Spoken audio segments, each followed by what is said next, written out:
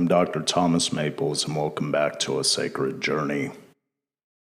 Today's topic is one of my favorites. It's in regards to ways that we could create avenues for happiness.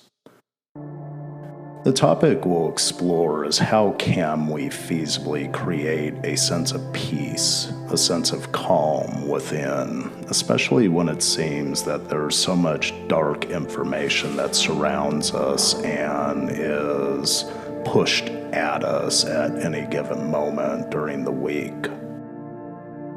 As with any psychological concept, the idea of happiness is a very subjective experience.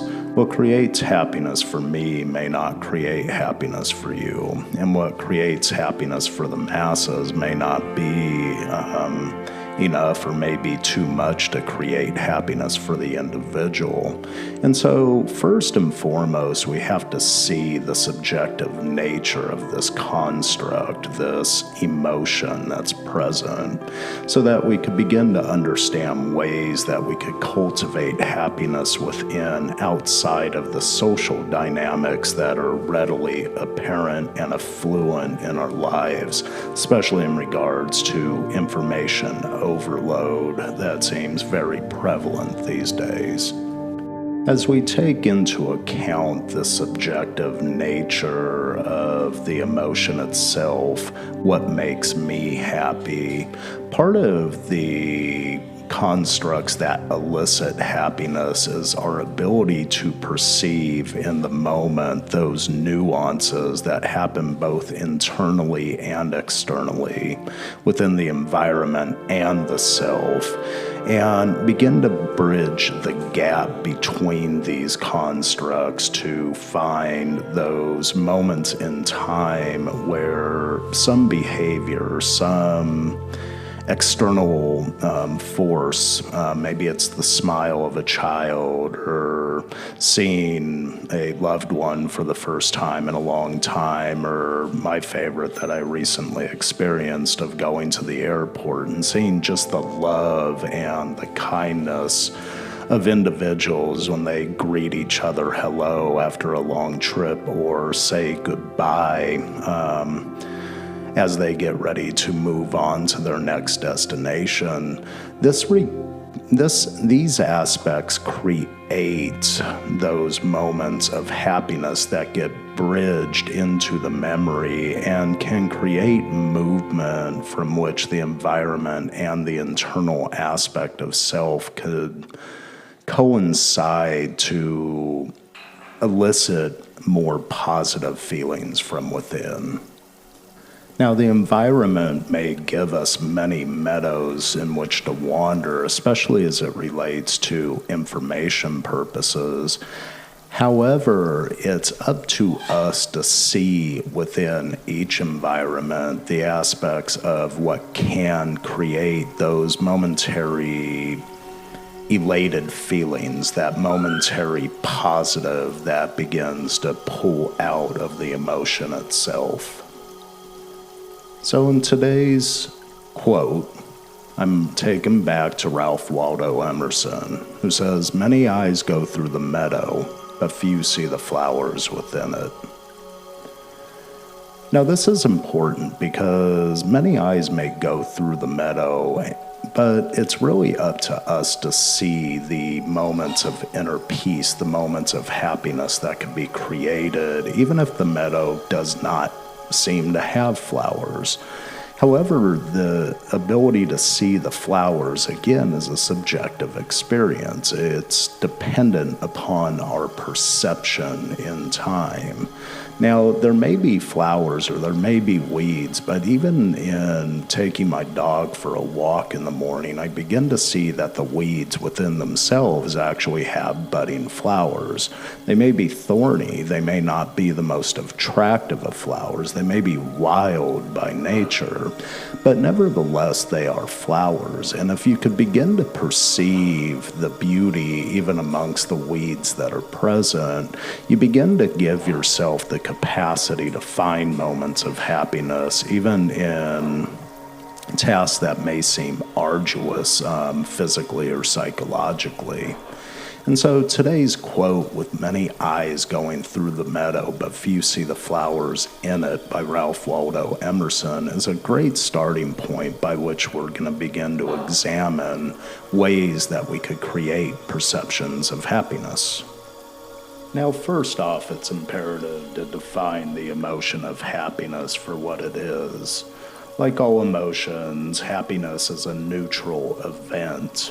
We tend to view it as a positive, but when we look at the polarized nature of happiness itself and begin to dissect it a little, we begin to see that happiness is an elusive emotion. When people say that all they want in life is happiness, they come from a perspective that it's not already there. And when they do that, they view it as not being in their grasp already. However, happiness as an emotion, energy emotion, is energy produced within. And so we got to create the means for ourselves by which that happiness emerges. Now, this could be hard to grasp at first because when we think about happiness, we think about events that are external. However, the feeling state is produced from within, and so it's a very subjective experience that we have to learn about ourselves and create good habits that can create moments of happiness to emerge. This ultimately conflicts and can conflict with aspects of personality that may want to put stuff off or may want to procrastinate in order to chase different experiences that may be novel and exciting in the moment, but really do little to produce long-term happiness over a lifespan. So let's take a look at the two sides of a consciousness that can create moments of happiness, or the ability to perceive the flowers even in the darkest of meadows. What can we do if we only see the dark meadow? What can we do if we only see the negatives around or have a pessimistic predisposition? How can we create an optimistic predisposition? In Buddhist ideology, there's this ideal of a middle path. It's the middle way, the middle path that stands as a synthesis of the two polar opposites. If we look at an example of thought being an internal process and feeling being an internal process, you may have rational mind present within the ideal of thought. You may have the feeling-based mind controlling the behaviors of the person. Now, a wise mind is able to combine the two elements to create both intellectual understanding as well as feeling-based movement that can create elements of happiness within.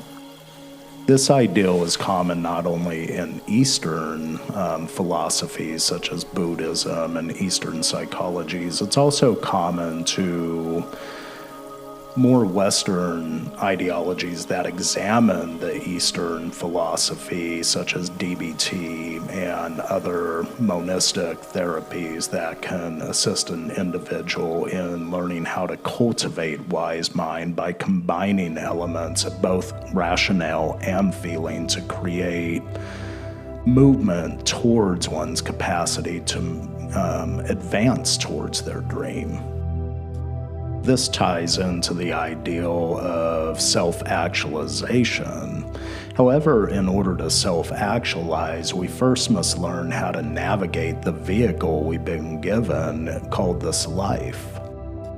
Desires, ambition, and lofty dreams may call upon the self, the biggest self, to move towards the reverie of that dream, that place somewhere in the distant that is an apparition of ourselves in the future.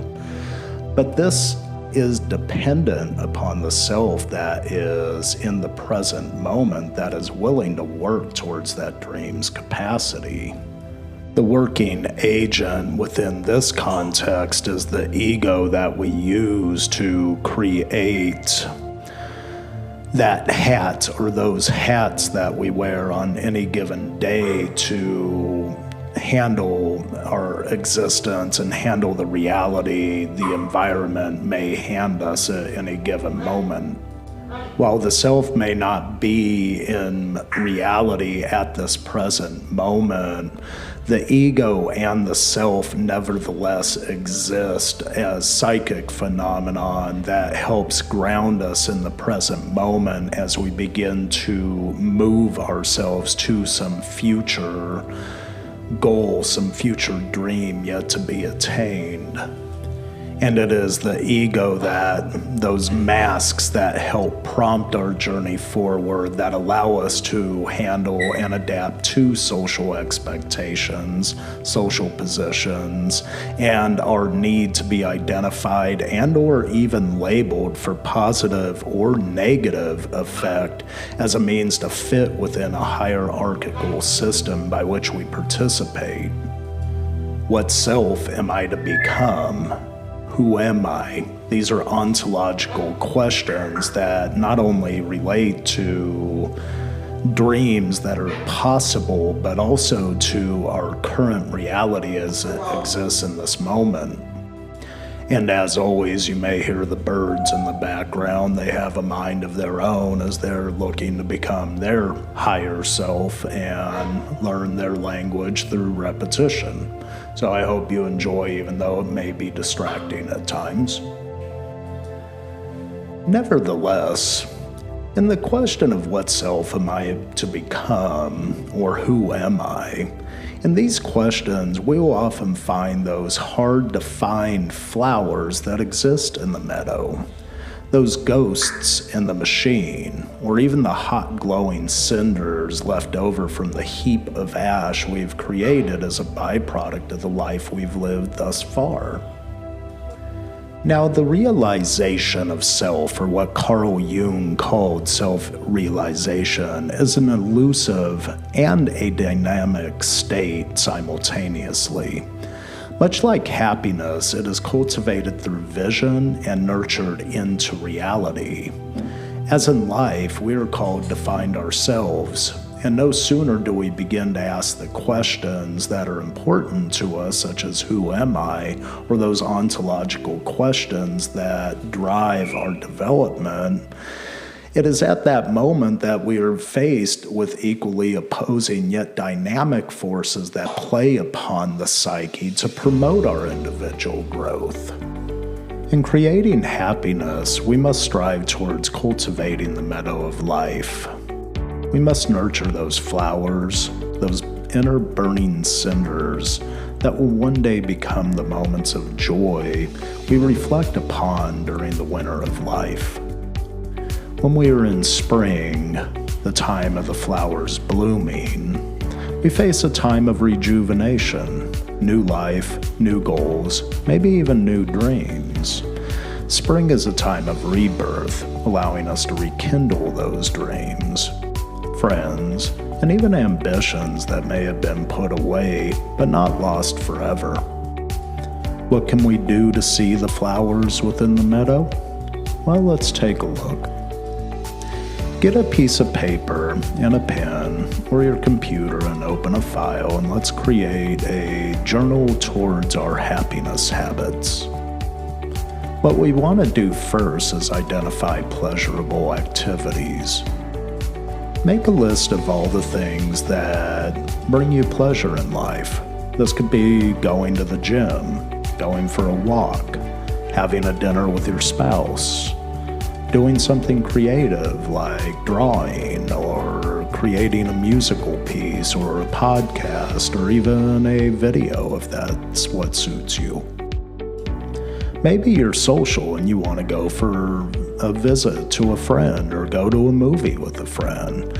List anything and everything that brings you a sense of pleasure and joy in the moment. Perhaps you love cooking. Perhaps you want to create a new recipe. List any of these down that bring you pleasure, and then begin to reflect upon how that doing that activity would make you feel. How will that activity bring a sense of joy or happiness to your life? How can you create time for that activity? And how much pleasure do you feel that it will bring to you by engaging in that activity? By doing this, you prime the psyche for the ability to notice moments of pleasure when they are possible. You begin to look at what is present in your life, what has brought you joy in the past, and you begin to ground yourself in the possibility of that doing the same in this moment. Now, if you begin to turn those moments towards a future, you're actively beginning to not only see the flowers that are present within the meadow that you're traversing, but you also get to see how these individualized moments, when put together and combined, can create not only a happy life, but also an educational and learning experience towards something that you may truly end up loving, maybe even a happiness habit. I truly want to thank you for joining me here today. It has been my pleasure to present the ideals behind creating inner peace, especially as it relates to walking through the meadows and seeing the flowers within it. I believe that Ralph Waldo Emerson was right, that many eyes go through the meadow, but few see the flowers in it. However, that doesn't mean that we don't have the possibility to awaken to the beauty that exists right before our eyes with just a little bit of transitions in our perceptions and the way that we may think, feel, or experience what is there in front of us. That is the world of possibility, and that is where we could take this as we begin to learn ways to perceive the good that may be in even negative situations. As always, my friends, I wish you well along your journey, and may blessings find you as you learn to plan, chart a course, navigate, and advance confidently in the direction of your dreams. Goodbye for now, and thank you for joining me today.